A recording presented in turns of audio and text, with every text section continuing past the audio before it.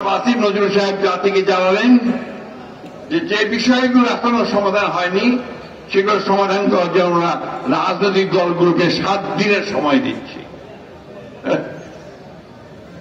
রাজনৈতিক দলগুলো হচ্ছে তাদের হাতের খেলনার মতো, এটা ঠিক হয়নি।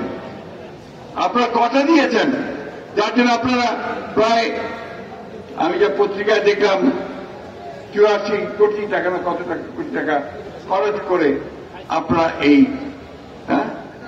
83 কোটি টাকা খরচ করে পত্রিকায় দেখলাম এই আপনার ঐক্যমত্য কমিশন সব সভাগুলো করেছেন। আমরা তো প্রত্যেকটা সবাই গেছি, প্রত্যেকটা সভায় আমাদের মতামত দিয়েছি। আজকে কেন আবার এই প্রসঙ্গ উঠছে যে রাজনৈতিক দলগুলোকে বসে এই বিষয়ে সিদ্ধান্ত নিতে হবে? তাহলে আপনারা কি করলেন এতদিন ধরে?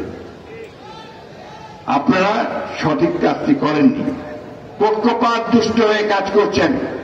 আমি আজকে পরিষ্কার ভাষায় বলতে চাই যে আজকে যে দাবি দাওয়াগুলো নিয়ে কয়েকটি রাজনৈতিক দল ঘেরাও করছে, অস্থিতিশীলতা সৃষ্টি করার চেষ্টা করছে, আমার একটা চক্রান্ত করছে নির্বাচনকে বানচাল করার জন্য, নির্বাচনকে পিছিয়ে দেওয়ার জন্য, এটা এই দেশের জনগণ মেনে নেবে না।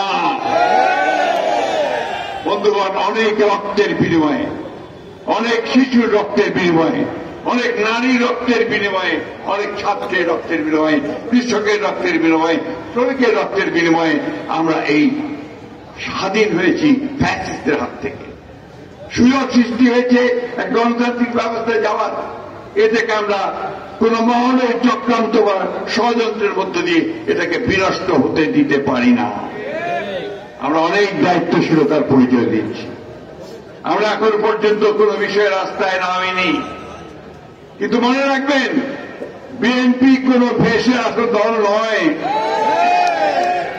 বিএনপি এই দেশের জনগণের গড়া একটি দল, শহীদ জিয়াউর রহমানের দল, স্বাধীনতার ঘোষকের দল।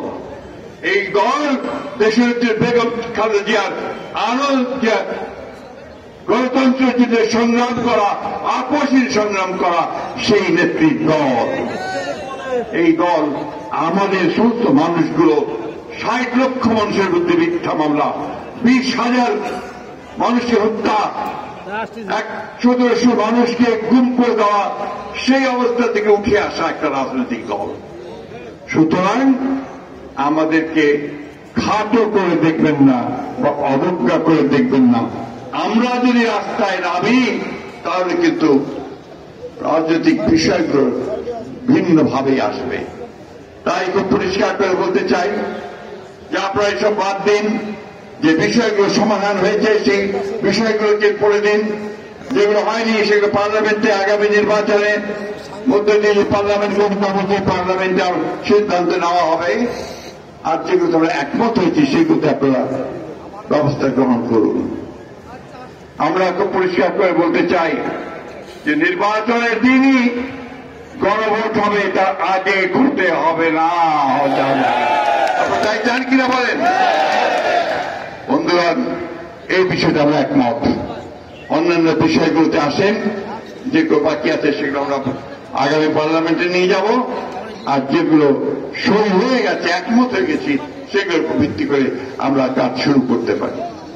তাই আজকে আমার দয়া করে পানি ঘোলা করার চেষ্টা করবেন না, দয়া করে দেশকে অস্থিতিশীলতার দিকে নিয়ে যাবেন না, দয়া করে দেশে মানুষকে অশান্তিতে ফেরার কোন ব্যবস্থা করবেন না।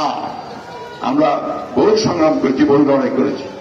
আপনারা আজকে নতুন করে শুরু করতে যাচ্ছেন আপনাদের রাজনৈতিক ফায়দা হাসিল করবার জন্য, সেটা এই দেশের মানুষ কিন্তু কোনো মতেই মেনে নেবে না।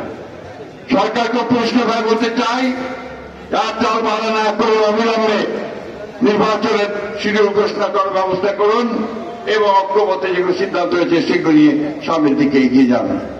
অন্যথায় আপনারা কিন্তু ব্যর্থ সরকারে পরিণত হবেন এবং এই সব জবাবদিহিতা আপনাদেরকেই করতে হবে। বন্ধুগণ, আমরা তাই আজকের এই দিনে আমি আপনাদের কাছে আবেদন করব, বৃক্ষ তোমার নাম কি ভালো পরিচয়, তরুণ তোমার তার গাছের ফল